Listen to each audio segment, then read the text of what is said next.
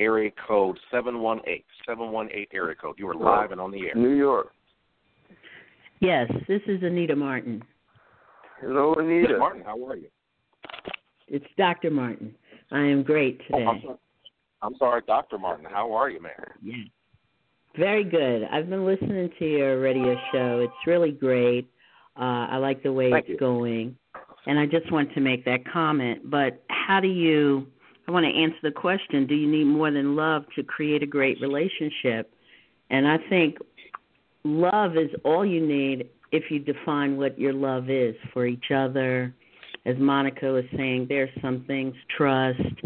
I think the two people have to define it between themselves, because there's all different types of loves out here. But a good relationship, a good love relationship is, to me, a great friendship with mutual respect, mutual trust, love, commitment, standing behind each other. I think everybody kind of wants something like that.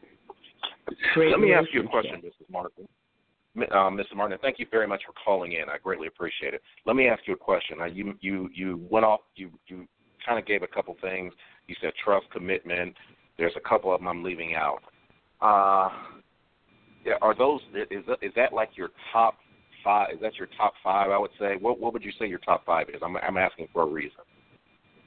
I would say those are my top five. The same thing that I would have in a love relationship with a lover is pretty similar that I would have in a friendship. Those things would make a big difference to me. Okay. So how do you know the difference? Sex. Good. That's pretty clear. Sex is important. Well, sex would create the difference between maybe a friendship and a love relationship. It would be sex. Right. Commitment. I thought you were just like saying sex. I was like, okay, well, that's okay, yeah, sex, okay. So you were saying sex is part of that. Would make it's the difference that I'd see between a friendship and a love relationship, like a marriage or a boyfriend and girlfriend or girl or boy. Sex, that would be the difference. Okay. So you mentioned that in your top five. I noticed in your top five you mentioned nothing whatsoever about finances and resources.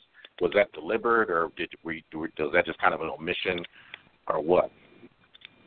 Well, right now I'm just studying the book, The Millionaire Next Door, and from I understand about that, most millionaires that you find that they are in long-term love relationships. So I think that it creates an opportunity for you to build wealth when you have a great relationship. You don't break apart. You don't have to separate households. You don't have to seek a new apartment. You don't have to buy a new sofa for your apartment now. You keep the wealth between you and you build the wealth. So you're saying that a person doesn't necessarily have to come into the relationship already having tangible resources. The person, you two of you can come in with nothing, man and woman, and you can build together. Is that what I'm understanding? Yes, or one can have more than the other, and between you two, you could really expand your wealth exponentially through great communication and planning and commitment. I would love to hear what Monica has to say about that. Monica, are you still there with us? Yes, I am. Okay. What are your thoughts on that? Dr. Martin mentioned that resources are not really all that necessary since it's coming into the relationship. The type of resources and the amount, of course, is all relative to those particular people. For example, a person can say, "I make good money," but that's relative. Good money, could be $50,000 for somebody. For one person, that could be a whole lot of money, and to someone that could be nothing. For me, this is how I feel. And I know feeling expresses emotions, which is cool, but this is how I feel and think. I am 36 years old, and what I will not do is be in a relationship with a man who is, well, baby, I'm please date me for my potential because I told you I wanted to do these type of plans. In my 20s, we can do struggle love because we're both just getting started out in life. Now, I'm not saying you need to be making a certain amount by your 30s or 40s or whatever, but right now where I am in my life, meaning like my age, 36, as opposed to 20, I don't want to struggle up from the jump. That doesn't mean, the guy has to make the exact dollar amount as me. As a matter of fact, my ex-boyfriend makes significantly less than me, and I knew that before we got into the relationship, and I decided to enter the relationship with him anyway. But if you, as a man, as an adult, but I'm going to say more so as a man, cannot do, like, basic foundational things like have a roof over your head, being able to pay your own bills, things like that, it's very unattractive, and it's a mental turn-off to me. That doesn't mean you have to have all your ducks in a row to be with me, because ain't nobody perfect. We all got our shortcomings and stuff. But certain foundational things, at this age of mine, you need to have certain. Me too. Let me say that. I'm not saying you need to have ABC in place, and I don't even know what the letter A is. You know what I'm saying? I got to have my stuff in order too. Okay, all right, cool. I personally, that's how. Wait, Blair, wait one second, Monica, wait 1 second. Monica, there was a guy who just called, and he said for 13 years he struggled, like he didn't do anything and his wife did well. Would you have allowed that yourself to remain in that marriage? I would have to know the whole story, and I don't. And I heard what he said. Of course, we're not going to all know the whole story in a 5-10 minute conversation here. But I would have to, and I understand in his case, he left his job for her. So when I heard him speak, I was like, again, I don't know the whole story. Well, why didn't she move to New York with him? Why did he have to leave his good-paying job? I don't know the whole story there. Right. So to me, it sounds like if he had a really good job, she should have moved with him to New York. But I don't know why she didn't. I don't know why they made that decision. Yeah, I was going to say maybe he moved there because maybe she was making more the lion's share of the income, so it makes sense that he moved to where she's at.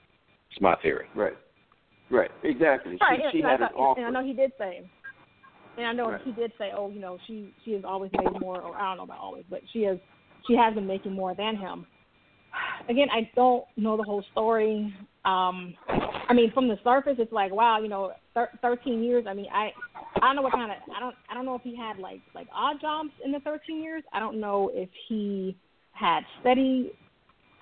I don't know the whole story. I would think for 13 years. I think he said he had a degree. So, and we all know a degree nowadays does not mean you're automatically going to get a well-paying job. Well, he said he had a master's. He has an advanced degree also. So. Okay, so graduate level degree. So okay. I don't. Yeah, I would need to know more story because that sounds like a long time to be like that. So. Dr. Martin, I want to come back to you real quick. Are you still there with us? Yes, I am. Awesome. I wanted you to go. What were your thoughts? I just wanted you to go forward with what you were saying, but I did want to kind of bring Monica in for kind of her thoughts and everything. I don't think the money would make a big difference in the commitment. I've seen some friends have long-term relationships, and I've asked them this question. This is a question that is just perplexing to me sometimes. If your partner or your love partner had a serious health condition, because I think money is just replaceable, but health is something that sometimes can't be corrected, would you stay with them? And the ones that I find, the ones in a very strong relationship, they approach that question as though that's a no-brainer for us. I'm not going anywhere. If they get sick, I'm going to be there. And that's the ultimate question that I defined as being committed and in love and in a relationship in terms of health values or changes. Would that change? Would that make you leave? Would it make you stay? Would it make you help more? When you get to that kind of commitment, I find that as a very deep person, maybe a very committed person. The people who have asked that question and been in long relationships, I find they have no hesitation in answering that. Okay. Well, it sounds. So I'm going to say it from my perspective, and you brought the book up, The Millionaire Mind. The author is Thomas Stanley. He also wrote another book called You're reading The Millionaire Next Door. He has another one called The Millionaire Mind. Yes, I'm reading The Millionaire Next Door. Right. In The Millionaire Mind, he dedicates quite a few, I think more than one chapter, where he did research on millionaire couples, and he said divorce rate amongst millionaire couples is extremely low. I think he said 2%. Don't quote me on that, but it's low. And he said the reason wasn't because of money, it was because of values. So when I take what you just said, Anita, it's like love is built on top of those values that those people bring to the table. Yes. They already have those values, and if the money or the health was lost, they have enough, like their foundation is more than just love. And so bad feelings, bad health, or like in the book The Millionaire Mind, he gives examples of couples who they were sleeping out of a car, they lost everything. Or one guy was dating a woman, and he said, look, I'm building a business, so if we're going to go to the movies, I can only afford to take you to a matinee. Are you okay with that? And she was like, I'm fine. So he married that woman.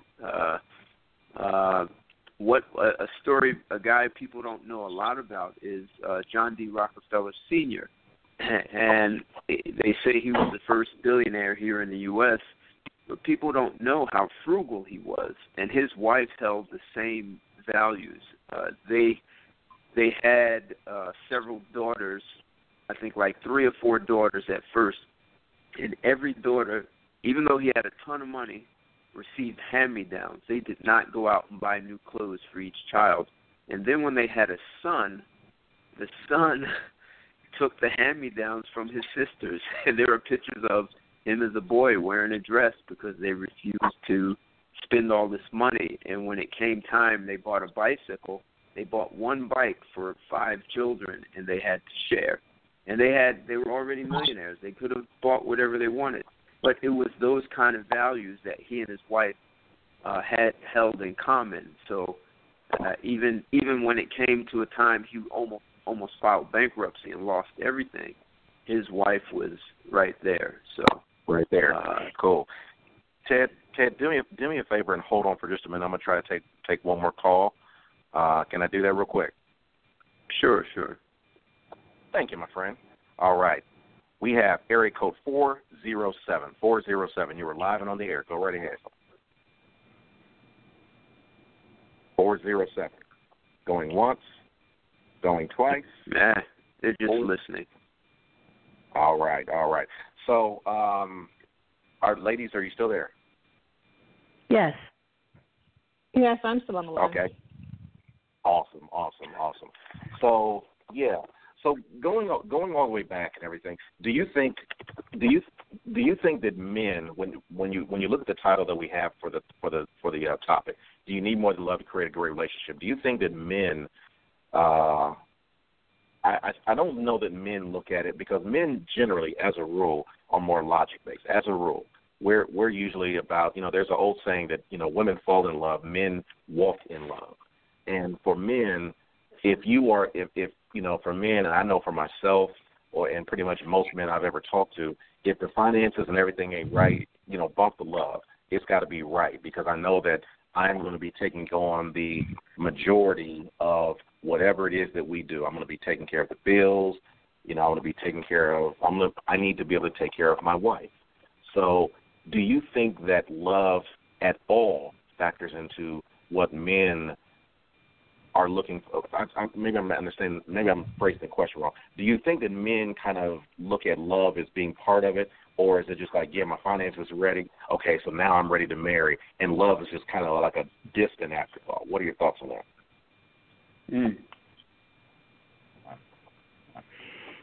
I think it would be based on the individual.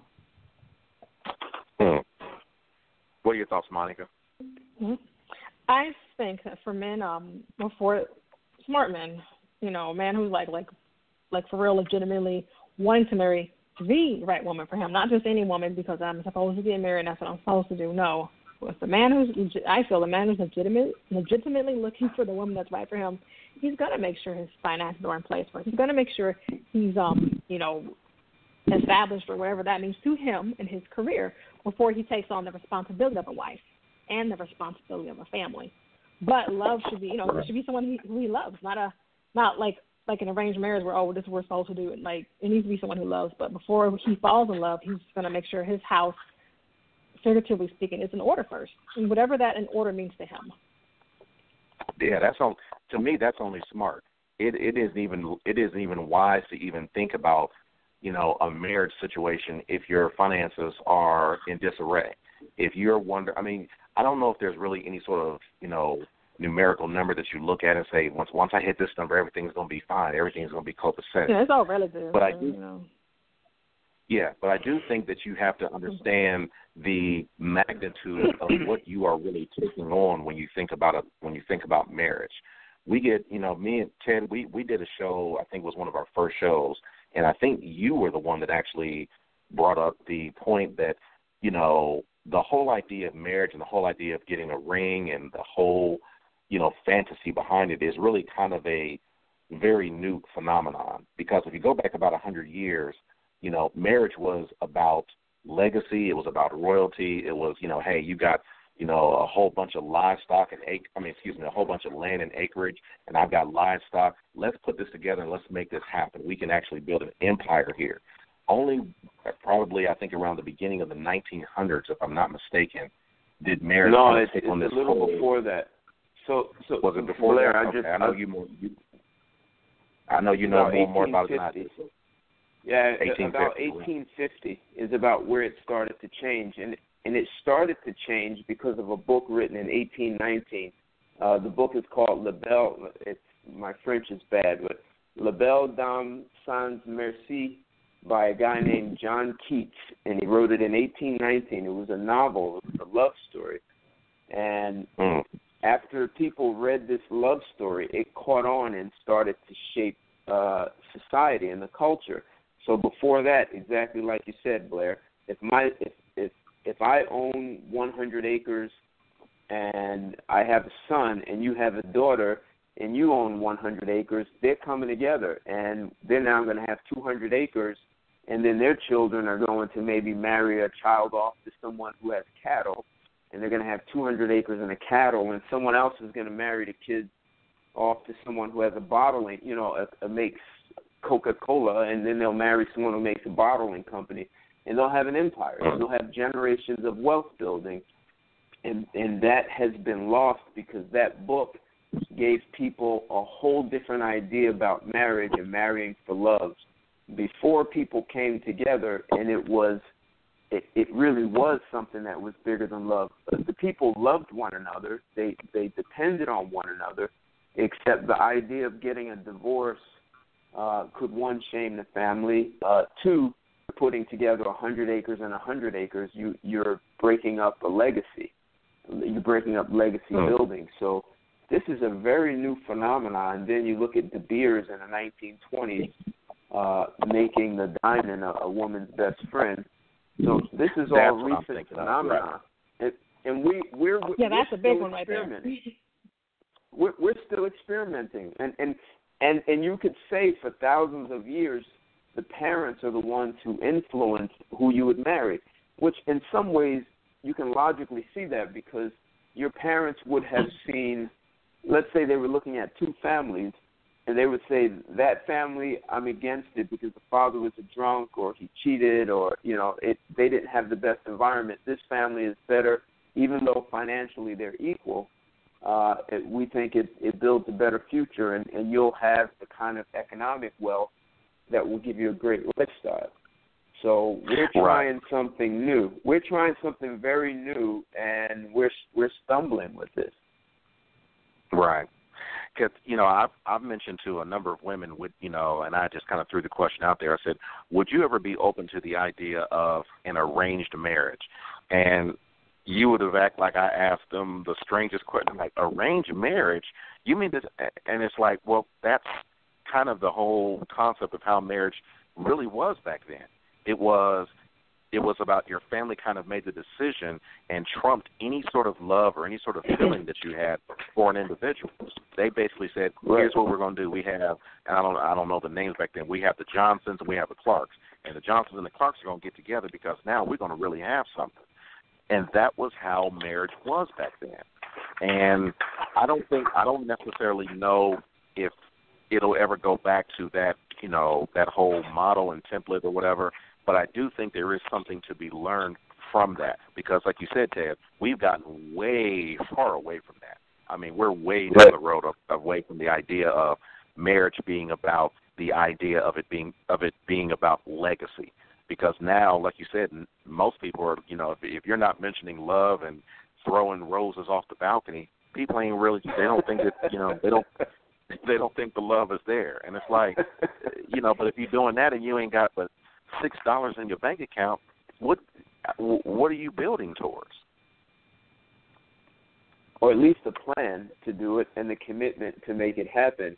But that's what Anita was talking about, the kind of values. And that's why I'm saying if those values of ambition and commitment, intelligence, whatever are the things that are necessary to build a legacy, work ethic, will people trust you? Are you likable?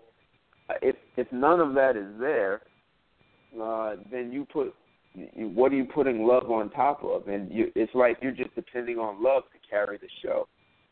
Right into it, but yeah.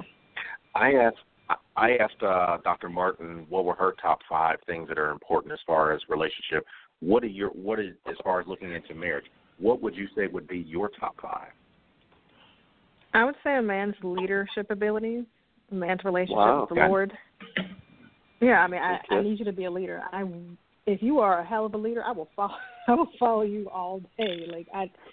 But be a leader, like be a for real leader. You know what I'm saying? Not just on my chest, I'm a man. Let me ask you a sub question. Can I be a leader and I don't have a job?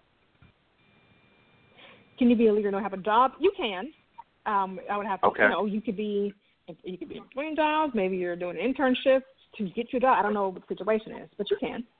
No, I'm saying or you could be like me and have a business. So I mean. Yeah, no, none of that. I'm saying I had a good job, or let's say a decent job. I had a job, lost my job. I've been out of work for, let's say, 3 months. Am I still the leader?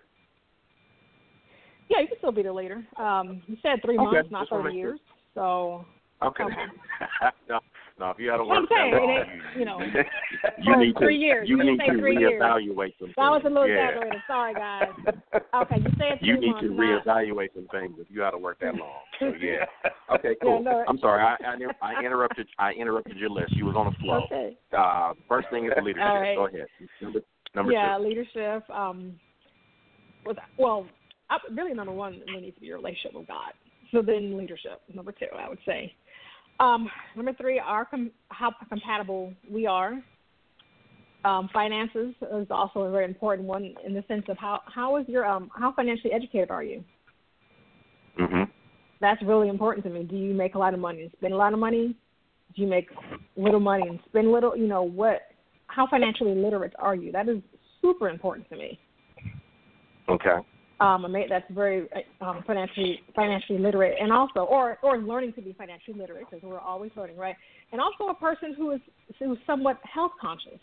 Forget who mentioned it here on the call. You can replace. I think it was Dr. Martin. You can replace money, but you cannot replace your health. I mean, right. You being a doctor, you know how important a person's health is. I'm a former nurse, and I've seen the side effects of people because some who don't live healthy, they're having strokes, heart attacks, diabetes, and how debilitating these things are. So if you're out here not taking care of yourself, eating garbage, I'm looking at down the road, I mean, it's a strong possibility you could have some type of chronic illness. And I'll be your wife and take care of you, but it's just, maybe if you would have cared more about your health, it's possible that this could have been avoided, this bad health condition. So, I'll if I can, and I want you to get to number 4, but I'll just tell a quick story. That was kind of the situation with my grandfather. When I was my grandfather, he passed in 2008, but before he passed, my grandmother was saying, hey, get yourself. And he was a slim man. He was 6'5". He was like 220. He was in, by sight, he was in good shape, but he ate awful. He ate, he would love hamburgers, loved cheeseburgers, loved all the soda in the world. He also smoked a pipe, which is very prevalent back in the day. And my grandmother was, said to him, like, dude, you need to, pull it together. I mean, when you're 20, you can kind of get away with that. Maybe even when you're 30, but when you start to get 50, 60, and kind of run that curve, you got to be serious. And so he started having problems. He died when he was 86, and he started having problems at about 62 years of. Yeah, but he started having problems at 62, and he never, they thought, well, he's gonna come back, and he never recovered. He got worse and worse every year. I say that because what you're saying is very true. A lot of men out here need to really think hard about their life, their health, their longevity, etc. Because I've seen it firsthand, and it's one of the reasons why I'm, you never know what can take you out of here. But I'm all about, I drink, I don't drink, I drink water, I eat salad all the time because these health issues, they're real. They're very real. So, yeah, I just wanted to kind of add that in and everything. But go ahead, number 4. Well, my number 4 was finances. A person who manages their money well and someone who is doing their best to become financially educated. I'm learning to, one thing is like I learned to put money to work for me, and it doesn't make you a bad person if you don't. But it's just now with the way inflation is versus your job raises. Let's be real, it's not set up for your average middle American to make it. So you have to get outside of the box a little bit to decide what you can do to generate some extra income passively or invest in something. So, yeah. Absolutely. Yeah, my number 4 was finances. All right. Got one more. Let's get one more in. Number 5. Well, number 5 was the health. Oh, 5 was health. Okay, cool. I must have missed that. I'm sorry. Okay. Cool. Yeah, so. Excellent. Well, Ted, do you have anything to add? No. Do we want to take at least one more call? You ladies have been great. I said I wanted a woman to call, and we had 2 in a row, so that was perfect. There you go. That's perfect. All right. That was good. All right. We're going to try one more. Let's try area code 615. 615, you are live and on the air. 615. Going once. Want to listen. Going twice. All right. I don't know where area code 615. I think I don't know if it's Tennessee, Memphis, or whatever. I don't know what area that is and everything. I think that's 615, if I'm not mistaken. So we'll just keep listening to the show. So, all right. Well, let's we're kind of coming to the close of it, so we need to wrap things up a little bit. So, ladies, I greatly thank you. Thank you. Dr. Martin, yes. Are you still there? I'm still here. Okay. If you don't mind, just real quick, if you can give us about 15 seconds, tell people where they can find you, and do you have a website or anything that's out there that we could that might help some of the listeners out here? I'm in Hollis, New York. I own my own business, and I deliver babies at a Long Island Jewish Medical Center in New Hyde Park. And nice. Our website is Pap in a Snap. It's healthcare for the busy New York woman. So we do our annuals in 30 minutes or less. And the website is called papinasnap.com. That's PAPINASNAP.com. And that's my website. Awesome. Yes. That's awesome. Yeah, it really is, ain't it? That's awesome. Dr. Martin, thank you so much for calling in. We anytime you want to call back in, please feel more than free. Monica as well, thank you so much for your comments and your your input and everything. And no problem, Blair. Thanks for having me. Appreciate it. Yeah, thank you, ladies. Thank you. Thank you. Yeah. Good night. Yeah, thanks. Good night. All right. All right, everybody have a good one now. You too. Bye-bye. All right. Okay, Ted, you there? Yes, of course. Awesome. Where would I go? So, yeah. So, great show, and you want to give some closing thoughts? Let's see if we can do 2 minutes, 3 minutes, 2 minutes with another caller. Let's just see. Okay, we'll try. This is the second call that hasn't come through, so let's see if I can get through one. Hold on just a minute.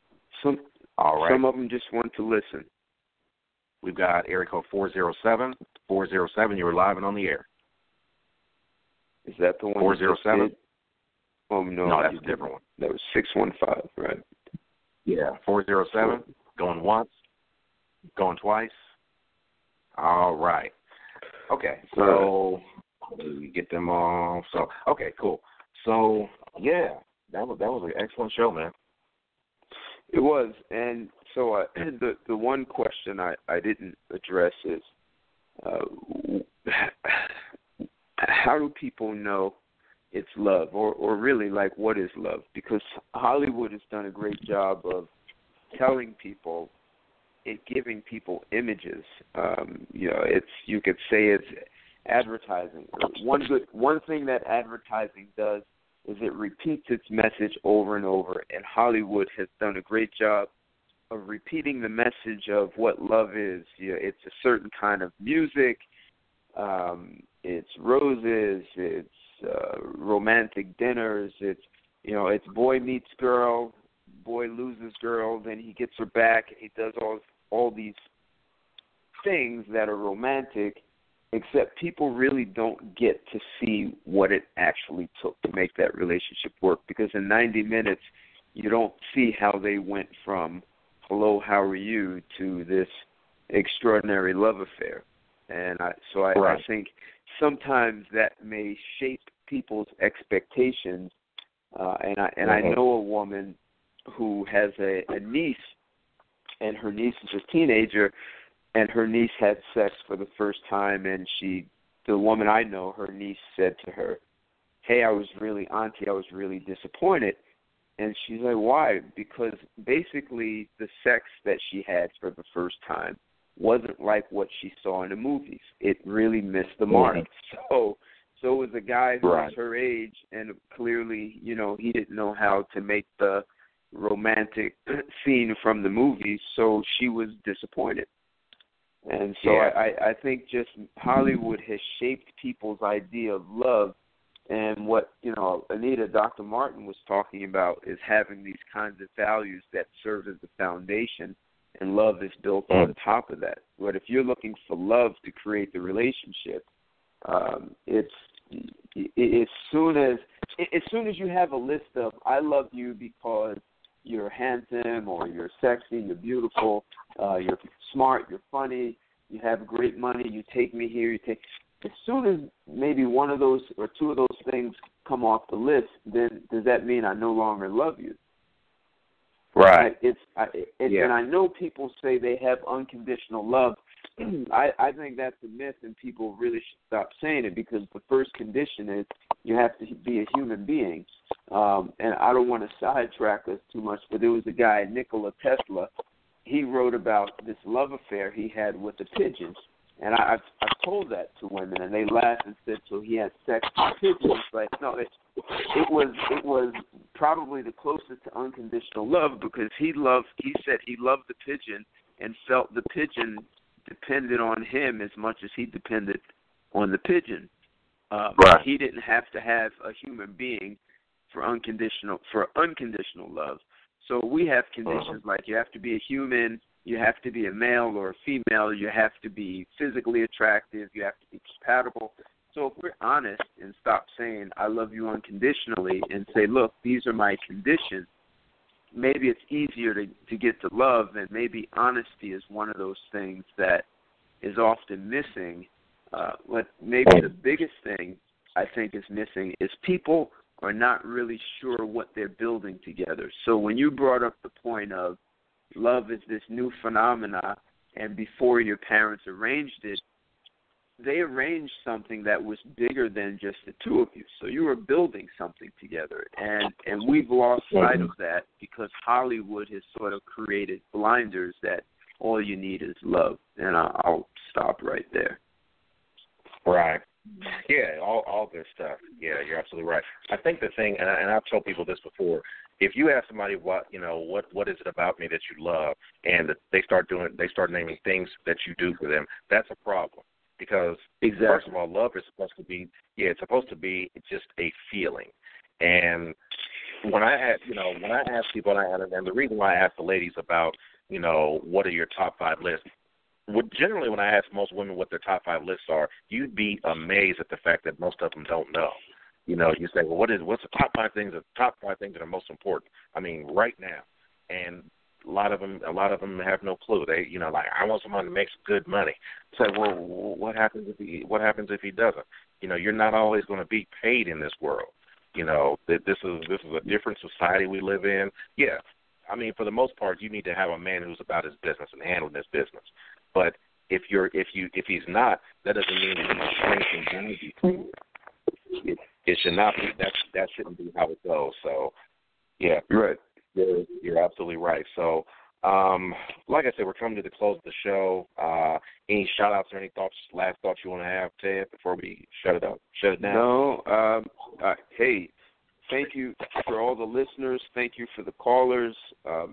We definitely couldn't have done this without you. And I love that our caller and the kind of engagement that we're getting from people is just progressively getting better. So, and I like the engagement that you had with Dr. Martin. Those are the kinds of value that I think we can add to our listeners and our callers, that there's something here beyond just people talking and engaging and educating one another. So there may be some other ways we can all make something happen. So Absolutely. So thank you, everyone. Again, like Ted said, thanks everyone for listening. Hope you enjoyed the show. We will be back. We will be back next week with another great show. Until then, have an awesome week, and God bless. Thank you, everyone. Good night.